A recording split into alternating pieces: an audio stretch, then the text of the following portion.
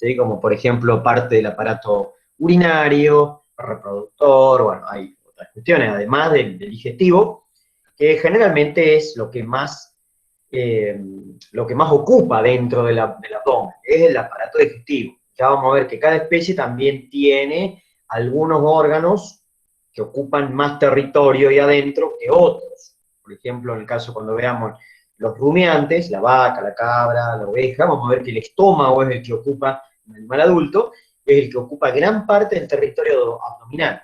Después cuando veamos el caballo, bueno, el estómago no es muy grande, pero sí vamos a ver que el intestino grueso es el que se encarga de ocupar gran parte también del territorio. Entonces, bueno, cada especie tiene distintas cuestiones ahí que tenemos que estar observando. Bueno, entonces, no me quiero detener mucho en el esófago, porque el esófago en sí es un órgano del aparato digestivo, una estructura tubular, que ustedes ya saben, que comienza a dorsal de la laringe, ahí arriba, comienza ahí arriba, inmediatamente por arriba dorsal del cartílago aritenoides, perdón, al cartílago cricoides, estoy tratando de buscar el lápiz acá, el cartílago cricoides de la laringe, ahí arriba empieza, y bueno, tiene todo un recorrido cervical, ya lo vimos eso, cómo va posicionándose, ¿no es cierto?, volcándose a la izquierda, principalmente en el tercio medio del cuello, y después se mete a dorsal de la tráquea, ingresa al tórax, ocupa, ¿no es cierto?, los 3 tercios del mediastino, el tercio craneal, el tercio medio y el tercio caudal, va transitando por todo el mediastino hasta que perfora, ¿no es cierto?, pasa en realidad por una abertura que tiene el diafragma, una abertura del diafragma que se llama hiato esofágico, y ahí justamente cuando pasa va acompañado por los troncos vagales. Esos troncos vagales los vamos a seguir estudiando porque son los que se encargan de aportar gran parte de la inervación autónoma al aparato digestivo, como también a otras partes, otros aparatos y sistemas, sobre todo la parte parasimpática. Esperen que hay alguien ahí dando vuelta. Bien. Como les decía, el esófago en realidad tiene muy poco recorrido en el abdomen. En el abdomen, la parte abdominal es muy cortita, en algunos casos prácticamente casi que se dice que es inexistente, como por ejemplo en estos animales que son los rumiantes. Inmediatamente cuando pasa el diafragma, el esófago, ahí tiene un recorrido muy cortito y empieza la primera dilatación del aparato significativa, ¿no? Una dilatación significativa del tubo digestivo, que es el estómago. El estómago es un órgano que está diseñado para captar, ¿no es cierto?, el alimento, pero no puedo enganchar el color, ahí está.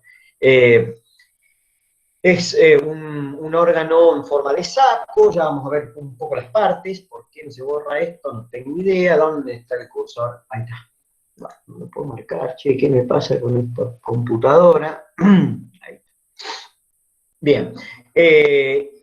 Y bueno, y ese estómago va a estar diseñado en cada especie para cumplir también roles significativos. Algunos, por ejemplo, en los rumiantes ya vamos a ver que este estómago es muy grande, tiene distintas partes, aloja una población ahí adentro enorme de microorganismos de distinto tipo, pero esos microorganismos van a ser fundamentales para que este animal pueda aprovechar el alimento, ¿sí? Los rumiantes necesitan de esos microorganismos que están ahí adentro de su estómago, colonizando y viviendo ahí adentro y multiplicándose de manera exponencial, y esos microorganismos son los que tienen la posibilidad de digerir los elementos, digamos, los componentes de la célula vegetal. O sea, el rumiante no tiene de por sí las enzimas como para poder degradar el forraje, el pasto, el grano, pero los que tienen las enzimas son los microorganismos que están dentro de su estómago. Entonces,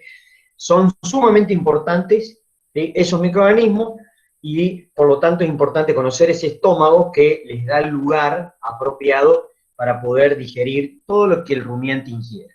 Si se mueren los microorganismos, se enferma la vaca o el rumiante en sí, se puede morir también el rumiante, y al revés, si se muere la vaca, lógicamente se van a morir los microorganismos. Por eso es tan importante después conocer el estómago de estos animales, ¿sí? No podemos dejar de conocer el estómago de los rumiantes porque lo van a estudiar después desde el punto de vista de lo que es la nutrición animal, ¿sí? Que son los pilares de la producción. La reproducción, la sanidad y la alimentación son los tres pilares fundamentales de cualquier producción animal. Estos animales son de producción, ¿no? Los rumiantes producen leche, producen carne, producen lana, producen, bueno, distintos tipos de productos, pero por eso es tan importante por lo menos conocer la anatomía de estos bichos, principalmente en esta parte que es el estómago. Bien, es el esófago y está abierto, ahí se ve cómo queda en condiciones naturales, normales, ven que queda todo plegado, y cuando pasa el alimento, al estar tan plegado y al tener una mucosa muy particular, se distiende, se dilata, deja pasar el contenido y después nuevamente se achica. ¿Sí? Queda colapsado, gran parte del tiempo queda colapsado, menos cuando va pasando el alimento, el agua, ¿no es cierto? Y bueno, no nada que ver a lo que nosotros encontramos, lamentablemente, en esa hielo. Bueno, esto después lo vamos a retomar, tiene que ver también con ciertas cuestiones fisiológicas, ahí dice músculo estriado, ¿ven? Músculo estriado uno piensa, pero músculo estriado está en el sistema locomotor. Ojo que hay algunas vísceras, algunos órganos que también tienen músculo estriado y que tiene que ver, por ejemplo, en este caso, puntualmente en los rumiantes, la posibilidad de que ese músculo estriado que está en el esófago permita, ¿no es cierto?, devolver parte del contenido que está en el estómago, y eso va a facilitar que el animal haga la rumia, es decir, mastique de nuevo, triture de nuevo el alimento, lo mezcle con saliva de nuevo, eso es la rumia. Por eso llaman rumiantes, tienen esa posibilidad, ¿no?, de volver parte del contenido del estómago, no es un vómito, porque no sale por la boca, sino que simplemente llega a la cavidad bucal y ahí el animal lo procesa mecánicamente de nuevo. Eso es para favorecerle, digamos, el funcionamiento después adentro del estómago. Ya cuando vayamos el tema de rumiantes, ahí vamos a repetir un poco todas estas cuestiones. Bueno, ¿qué es lo que vamos a empezar a comprender ahora?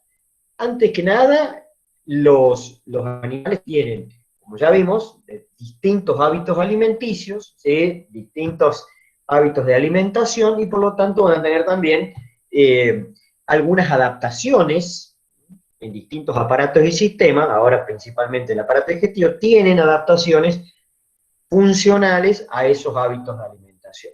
Entonces, el estómago, más allá que es bastante parecido en todas las especies, no es exactamente igual. El intestino, más allá que también sean las mismas partes, no es exactamente igual en todos los animales. Entonces, cada especie también tiene sus particularidades, que son adaptaciones a sus hábitos de alimentación. Entonces, bueno, esta es la clasificación típica que se hace y que está presente en la mayoría de los libros de anatomía. ¿Cómo se clasifica el estómago de los animales que vamos a estudiar? Y acá va a empezar después un poco la disputa con los profes de fisiología, que bueno, esa es una eterna lucha, pero bueno, en realidad todos los animales que nosotros vamos a estudiar, perros, gatos, dentro del grupo carnívoro, los caballos, los cerdos, los rumiantes, todos estos animales son todas especies que tienen un solo estómago. ¿Sí? Es un solo estómago que tienen estos animales, y por lo tanto todos están dentro de este grupo, son todos monocavitarios. Prácticamente no existen especies policavitarias, poligástricas, ahí me confundí yo. Prácticamente no existen animales poligástricos, quiere decir que tengan más de un estómago. Y ahí viene un poco la disputa con algunos profes y con el lenguaje que ustedes van a escuchar de acá algunos años, que hablan de, sobre todo cuando hablamos y estudiamos los rumiantes, hablan de animales poligástricos. En realidad no son poligástricos, son animales que tienen un estómago separado en una cierta cantidad de compartimientos, ¿sí?, o partecitas, como distintos compartimentos tienen el estómago de los rumiantes. Pero eso no indica o no los clasifica como poligástricos. Mono significa uno, gaster, es un solo estómago. Entonces, los carnívoros son monogástricos, los caballos son monogástricos, los cerdos son monogástricos, los rumiantes también son monogástricos. Todos tienen un estómago. Lo que puede pasar es que algunos de estas especies, sobre todo el más característico son los rumiantes, ese estómago puede estar subdividido en compartimentos. Son 4 compartimentos, que se habla de los rumiantes domésticos. Después aparecen otros rumiantes, como son los camélidos sudamericanos, la alpaca, la llama, el guanaco, y hay miles de rumiantes distintos, bueno, que ahí también cambia un poco la cantidad de compartimentos que tienen, y un poco también la nomenclatura o el lenguaje de esos compartimentos, pero nosotros no nos vamos a meter en esa rama de animales o de rumiantes tal vez no convencionales. Vamos a estudiar principalmente lo que pasa en una vaca, en una cabra y en una oveja, que son los 3 rumiantes más utilizados. Entonces, el concepto que tiene que quedar claro es que son todas especies monogástricas, ¿sí? Un solo estómago. Lo que puede variar, como ya dijimos, es que algunas de estas especies, y el ejemplo clásico pasa con los rumiantes, es que este estómago puede estar subdividido en distintas partecitas, distintos compartimentos.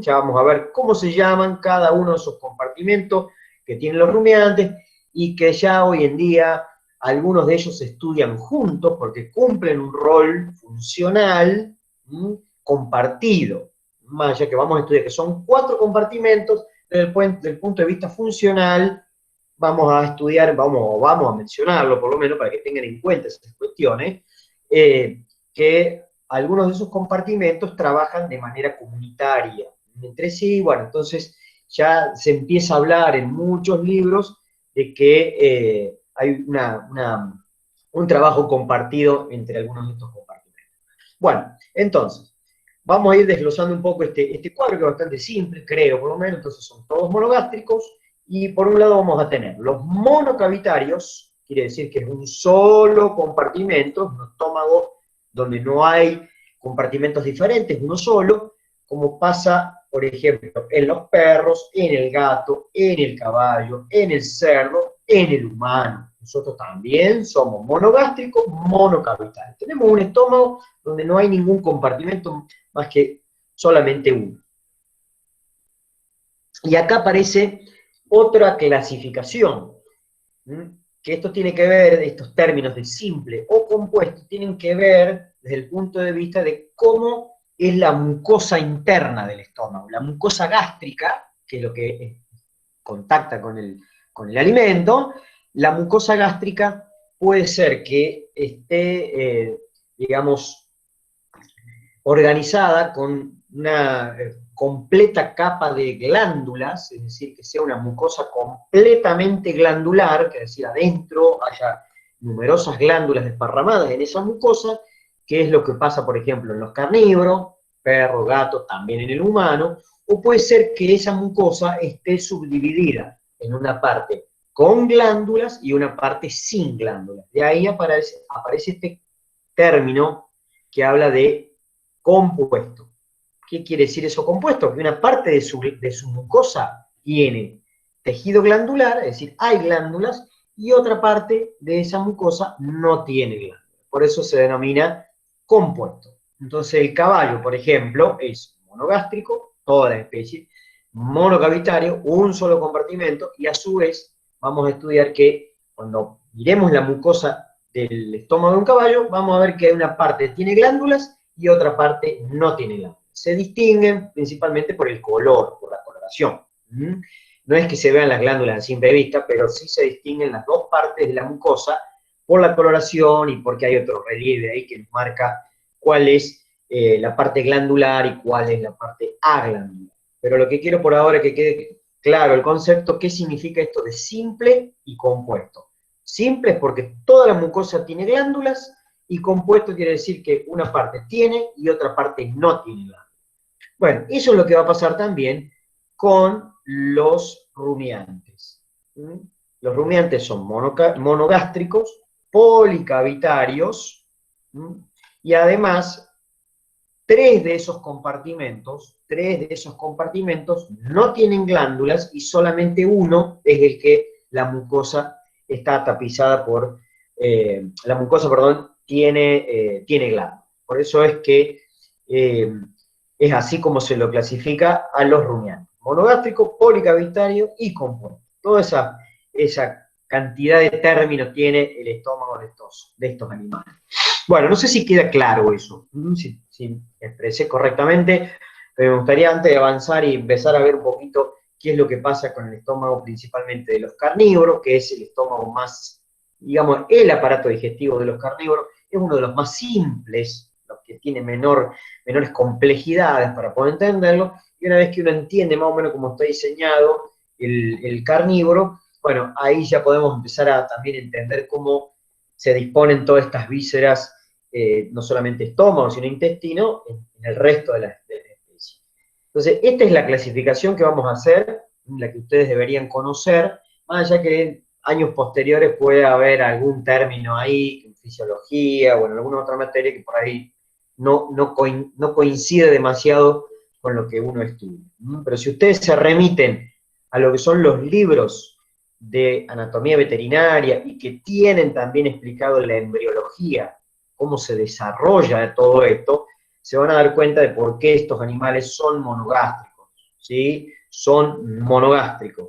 El esófago se forma de una parte y el estómago se forma de otra, es decir, no hay que confundir esa cuestión de lo que son poligástricos, que prácticamente no hay mamíferos, por lo menos de los domésticos no existen, no hay mamíferos que tengan estómagos poligástricos. Ese término lo van a escuchar, se les va a hacer un poco de lío, porque lo siguen utilizando muchos docentes y aparecen en algunos libros, pero en realidad no hay poligástricos, ¿sí? No hay poligástricos. Ese concepto también lo traemos muchos de los que por ahí fuimos a una escuela secundaria con orientación agropecuaria y hablábamos o nos enseñaban de los poligástricos.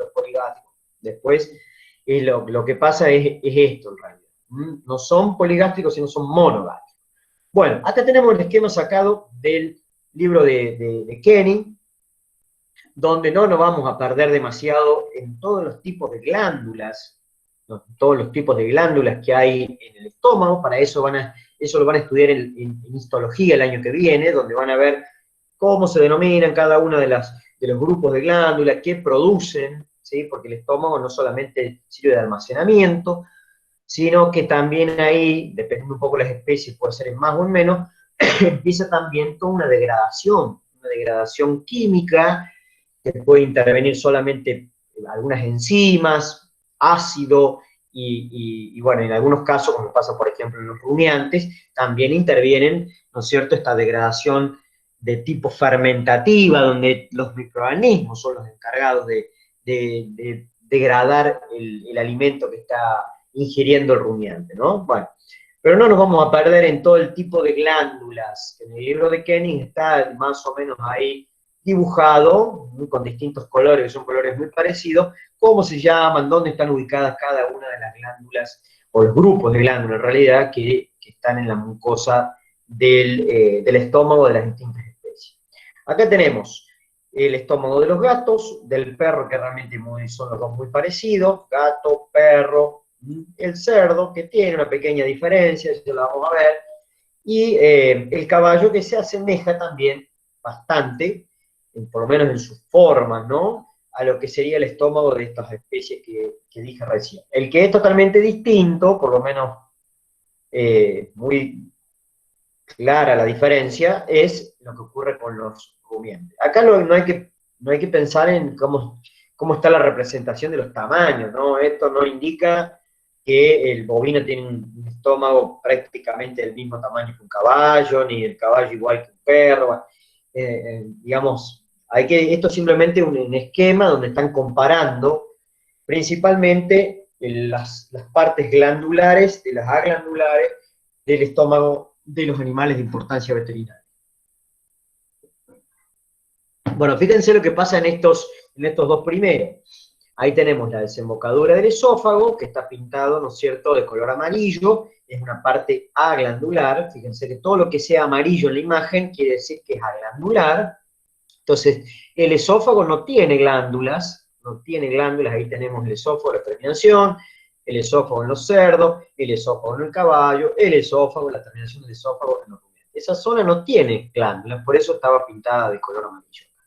¿Sí? Entonces, pero lo importante es que, fíjense que a partir de ahí, lo que ocurre en los carnívoros, hasta llegar a esa zona, todo el resto es glandular. Por eso son especies que se denominan simples.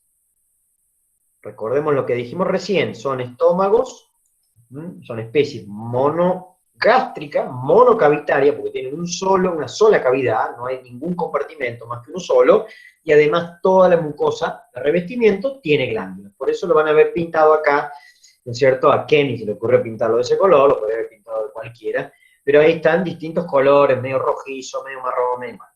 No importa, son todas glándulas, inclusive acá también hay una parte de glándulas que están ubicadas justamente en la desembocadura del esófago, en este orificio que tiene el estómago, que es el orificio como la puerta de entrada del estómago, y acá va a haber otro orificio que es la puerta de salida del estómago. Hay un orificio acá y un orificio allá. Bueno, entonces todo está pintado representando que hay tejido glandular, que hay mucosa con glándulas. Ahora, si nos vamos hacia el estómago de, por ejemplo, de los cerdos, bueno, hay una pequeña partecita ahí del estómago que no tiene glándula, es realmente muy chiquitita, no se nota muy bien el límite, pero bueno, esto lo clasifica al tener una pequeña parte de ese estómago, que es insignificante realmente, al tener esa pequeña partecita sin glándula, lo pusieron dentro del grupo de los estómagos compuestos. Realmente no es muy significativo.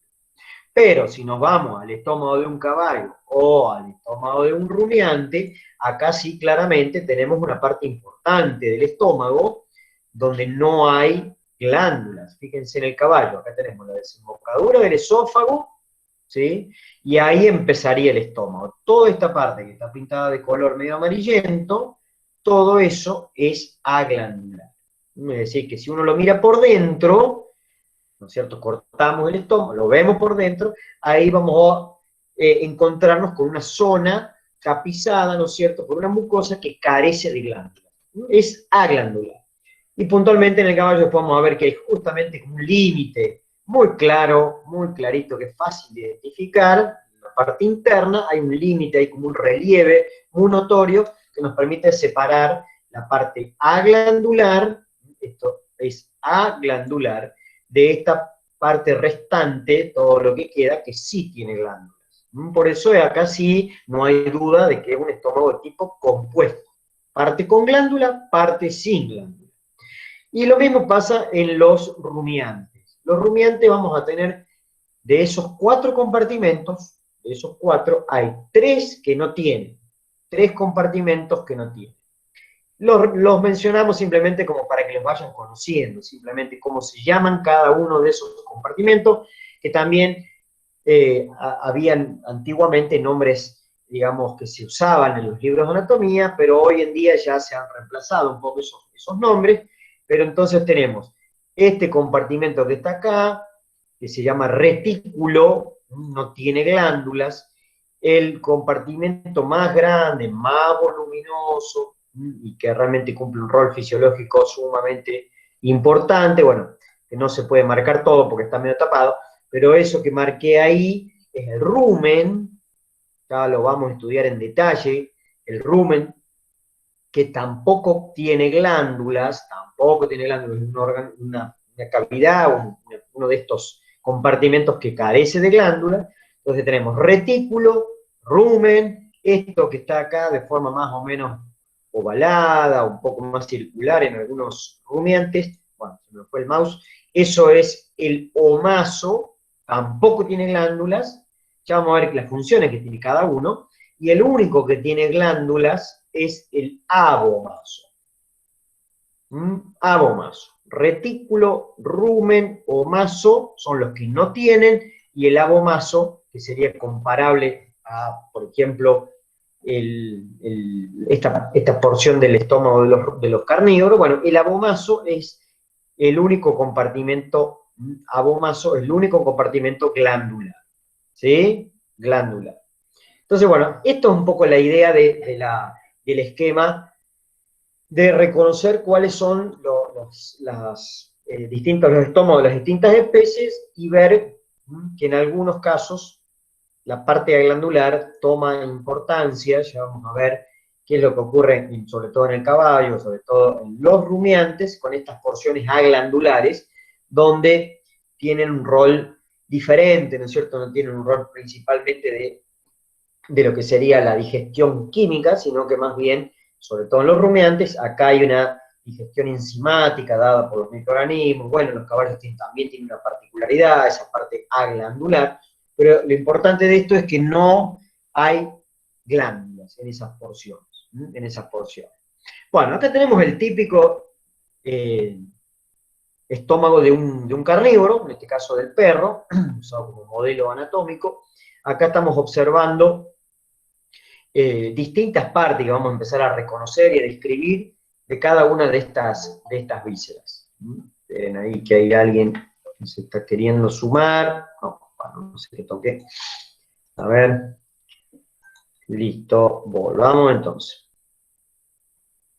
Recuerden ustedes, más allá que seguramente ya lo tienen incorporado, pero recuerden ustedes que siempre tienen que usar el listado de nombres, ese listado que está cargado en el CIAL, donde ahí aparecen cada una de las partecitas, de cada una de las vísceras, ¿cierto? Las partes, los nombres que tenemos que ir encontrando, por lo menos estudiando. Lo ideal hubiese sido poder trabajar en la sala, teniendo el material anatómico, y poder describir sobre el material anatómico cada una de estas partes. Pero bueno, lamentablemente ya sabemos que esto no está pasando. Entonces, acá tenemos el estómago de un perro. Primero, ay Dios, quiero poner otra cosa y me parece, ahí está, no sé, pues quiero poner un lápiz, no ese marcador, ahí está. Bien, entonces estamos viendo el estómago de un carnívoro. Este no es el tamaño real, esto tiene un preparado anatómico, entonces está procesado, se deshidrata, se encoge, bueno, tiene un montón de procedimientos, por lo tanto, no es el tamaño real que puede tener el estómago de un perro. Es muy variable el estómago de los perros, principalmente por la raza. Por la raza. Hay tantas razas distintas que el estómago puede tener desde una capacidad de apenas, a lo mejor no llega ni a medio litro, de 300 mililitros aproximadamente, o puede aproximarse casi hasta los 6, 7, inclusive un poquito más, la cantidad de capacidad que tiene, 7 litros, eso en las razas gigantes, o sea, es un rango muy amplio de lo que pasa con el estómago de estos animales. Lo que sí es cierto, claro, es que es un órgano que tiene una gran capacidad de dilatación, es el órgano del aparato digestivo más dilatado que tienen los carnívoros, y esto está diseñado puntualmente para eso, porque el carnívoro lo que tiene que hacer es tratar de ingerir en muy corta cantidad de tiempo. Eso seguramente lo habrán visto, si tienen algún perro y demás, comen relativamente rápido, hay algunas excepciones, pero en general comen rápido, llenan ese estómago y después se van a hacer la digestión, ¿no es cierto?, de manera tranquila. A diferencia de otras especies, por ejemplo, un rumiante, por ejemplo, los herbívoros en general, un rumiante, un caballo, los bichos estos tienen la necesidad de comer permanentemente. Ya después vamos a ver qué es lo que pasa con el caballo, pero estos animales lo que hacen es permanentemente, si ustedes lo dejan en libertad, están gran parte del día comiendo, 16, 17 horas del día están comiendo. Ese estómago no es un estómago muy grande, se llena rápidamente, pero se va vaciando, ¿no es cierto? Se va vaciando, y eso es parte de su fisiología digestiva. Distinto a lo que pasa con un carnívoro. El carnívoro tiene otro diseño adaptado a sus hábitos de alimentación. Entonces, acá estamos viendo el estómago aislado de un carnívoro. Esta es una víscera que está en contacto con numerosas vísceras digestivas y también otras que no son del aparato digestivo, pero acá estamos viendo dos dos imágenes, una donde está entero el estómago y en esta del lado derecho se ha cortado y estamos observando la superficie interna del estómago. El color acá no es indicativo de nada porque está procesado para que esta pieza anatómica se mantenga en el tiempo. Primeramente, lo que tenemos que conocer, el estómago tiene una forma más o menos de estructura sacular, en forma, digamos, más o menos de J, similar a lo que es una letra J, ¿no es cierto? Y tiene un orificio de entrada, como una puerta de entrada, y tiene un orificio de salida. El alimento tiene que ingresar, se va a mantener ahí adentro durante determinada cantidad de tiempo y después tiene que salir, ¿no es cierto?, ya con algún grado de procesamiento, principalmente en este caso va a ser un procesamiento más bien de tipo químico y algo enzimático también. Bueno, es prácticamente lo mismo. En definitiva, necesita entrar y necesita salir. En todas las especies vamos a encontrar los mismos orificios de entrada y de salida. ¿Cómo se llama el orificio de entrada? Que es el lugar donde desemboca el esófago, está marcado con el número 1. Bueno, está sacado el libro de Dice, ¿sí? En una edición bastante nueva, pero está en inglés, pero eso se llama cardias. El cardias es el lugar donde desemboca el esófago y el comienzo del estómago. Es un orificio, hay un orificio que es el cardias, y ahí va a permitir el ingreso del alimento, también del agua, el fluido que ingiere el animal, y una vez que se procesa ahí adentro, y bueno, se macera, y hay todo un proceso, lógicamente, de tipo enzimático, el ácido clorhídrico y algunas enzimas que se encargan de degradar principalmente cuestiones proteicas del alimento, el alimento empieza a salir, ¿no es cierto?, ya procesado, hacia el intestino delgado, a través de otro orificio, que lo comunica con el primer tramo del intestino delgado. Ese orificio se llama píloro. Es decir, tenemos dos orificios. Lo escribí mal acá, perdón, cardias. Bueno, me faltó la D. Cardias y píloro. Píloro. Cardias es el orificio de entrada, píloro es el orificio de salida. Bueno, acá estamos viendo también, podemos sacarle el jugo bastante de estas imágenes.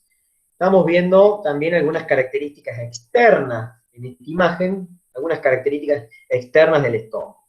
Por un lado, se le reconocen, esto también se puede aplicar a otras especies, sobre todo el caballo, varía un poquito después con el tema del estómago de los rumiantes, pero esto que marqué, que va como por fuera, por la periferia, eso se llama curvatura mayor.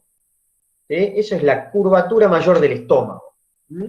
Es esa curvatura que en realidad va desde el cardia hacia el píloro, de gran recorrido, y eso se denomina curvatura mayor. Esa curvatura mayor principalmente está hacia la parte izquierda, y más bien algo ventral. Y esta parte de menor recorrido, que está como opuesta a la curvatura mayor, es la curvatura menor. ¿Sí? Así se denomina, curvatura mayor, curvatura menor. Son partes descriptivas de este órgano. El cardias, el orificio de entrada, ¿no es cierto? El píloro, el orificio de salida, y después tenemos curvatura mayor, curvatura menor. También estamos observando acá, como dice la imagen, una superficie que nos está mostrando este estómago. Todo esto que estamos mirando, toda esta parte del estómago que estamos mirando, eso está más bien apuntando hacia atrás, hacia caudal. Por eso se llama superficie visceral. ¿Por qué se llama superficie visceral o cara visceral? Porque está más bien relacionada con las vísceras, con el resto de las vísceras que están atrás, sobre todo intestino delgado, también partes del intestino grueso, va a estar relacionada también con alguna parte del aparato urinario, bueno, está vinculada, y ese grado de vínculo, ese grado de contacto que va a haber con el resto de las vísceras, principalmente del aparato digestivo, van a depender del grado de llenado que tenga el estómago. Mientras más lleno está, más va a establecer contacto con las vísceras que están detrás de él, por caudal de él. Entonces, eso es la superficie visceral del estómago. Es todo lo que mira más bien hacia caudal. Del otro lado, que no tengo la imagen, del otro lado sería la superficie parietal.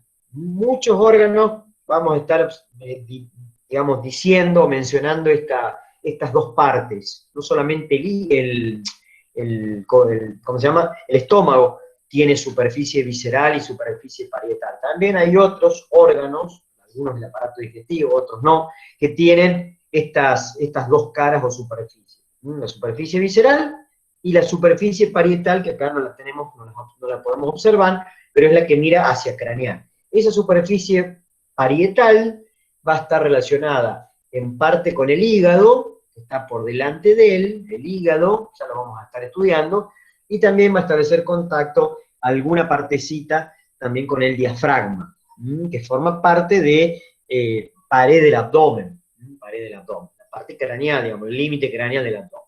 Pero principalmente contacta esa superficie parietal con el hígado. Bien. ¿Qué otra parte se puede observar a partir de esta imagen? Bueno, se pueden distinguir, aunque no de manera muy precisa, esperen que quiero borrar, y se me... A ver, ¿dónde está? Las partes en que se divide también el estómago. Tanto la superficie parietal como la superficie visceral, podemos hacer una división del estómago en distintas porciones. Primero, una porción vinculada al cardias, que es la región cardial.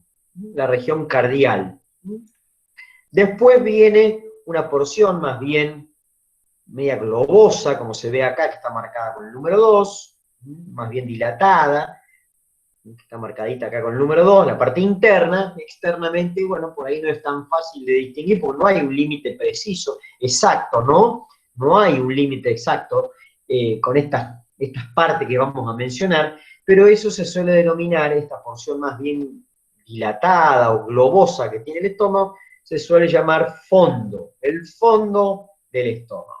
Sería toda esta porción, aproximadamente, porque no hay un límite ni externo ni interno de esto que estamos mencionando. Entonces esto sería el fondo del estómago, o fundus, como puede aparecer en algunos libros, como en este caso. Después se empieza como a ser más fino, empieza como a engostarse, toda esta porción como central, como la mitad, ¿no es cierto? Ya es parte del cuerpo, el cuerpo del estómago. Y por último, acá sí se nota que se empieza a hacer como un embudo más finito. Toda esa porción es la porción pilórica. No hay, como les decía, ningún límite exacto entre estas porciones, ¿sí? Después cuando ustedes estudien en histología las glándulas del estómago, van a hablar de las glándulas cardiales, de las glándulas del fundus, o del fondo del estómago, las glándulas del cuerpo, las glándulas pilóricas, bueno, porque también, digamos, internamente, este grupo de glándulas se va a ubicar en cada una de estas porciones y de ahí toman el nombre. Entonces tenemos la parte del fondo, primero la porción cardial, la porción del fondo del estómago, la porción del cuerpo, la porción pilórica y después, posteriormente, el píloro. Esas son las partes que se le reconocen al estómago de tanto del perro, del gato, también del humano, y con también una similitud bastante parecida a lo que ocurre con el estómago del caballo, más allá que después le vamos a agregar alguna cosita más al estómago del equino, y se puede llegar a trasladar también estas partes que vimos al abomazo de los rumiantes, solamente al abomazo, no el cardias, el píloro, eso.